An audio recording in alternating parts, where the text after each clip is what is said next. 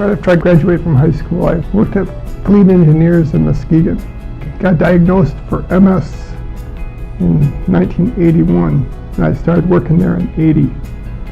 And then I was only able to work there till 1989. I started falling on the job. It was in June 10th, 1981. There's a lot of mystery. You don't know what's going to happen. It was scary. Jane Port, she went to our church, but she also worked at the front desk of the Y. And then she suggested that I was having problems. I was getting very weak and everything, and she said it would be probably good if I started to work out or exercise at the Y, that they would have activities for me to do there, in which I got into the cardiac rehab class. That was the first thing I did in 1991. And I just came 1 day a week at that time. And then I gradually moved up to 2 days a week. Then I started going to the weight room in 2008. I was still able to walk with the MS at that time in 91 when I first started coming to the Y. I needed the wheelchair in 96.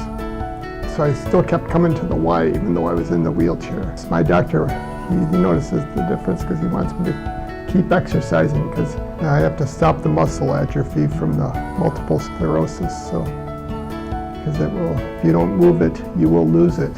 I feel very exhilarated after I get done with the workout. So I feel sort of alive again. I see him not just doing exercises in his chair. I see him utilizing equipment that he's able to slide into outside of his chair. It's his absence that is the most noted in the community, and you start to understand what a fixture he is, was when he went through some health challenges.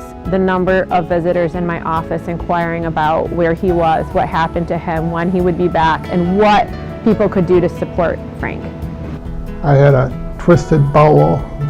I didn't realize that I'd be missed, as I was. When I look back and try to remember who came up with the idea for the Frank Fund, I don't specifically remember, other than I'm fairly sure that it was not one of our staff members, and that actually it was one of our members here at the Y who suggested that we take up a fund for Frank and his wife Becky.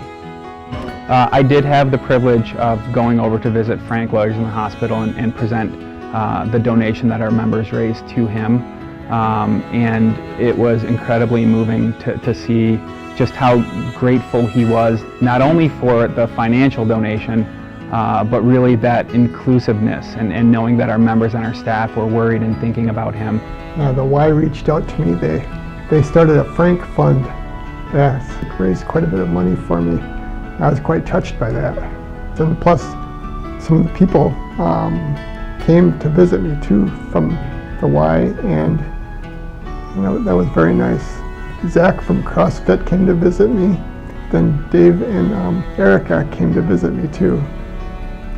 And they brought me the money that they raised. That was very touching. Dave Osborne came over and fixed our shower head. Probably to keep going.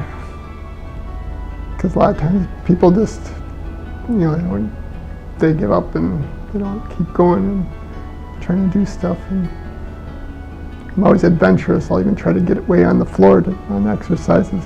I even got up on that Cybex machine down there to do pull-ups. The days I do come to the Y, I take the Harbor Transit to get here.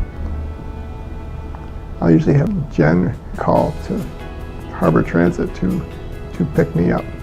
While I'm waiting for the Harbor Transit, I'll probably converse with a lot of people about football and stuff like that I usually talk to people about. I could almost be a greeter at times at the Y. It's the family thing, it's like we're family, camaraderie here, and it's like, people care about you,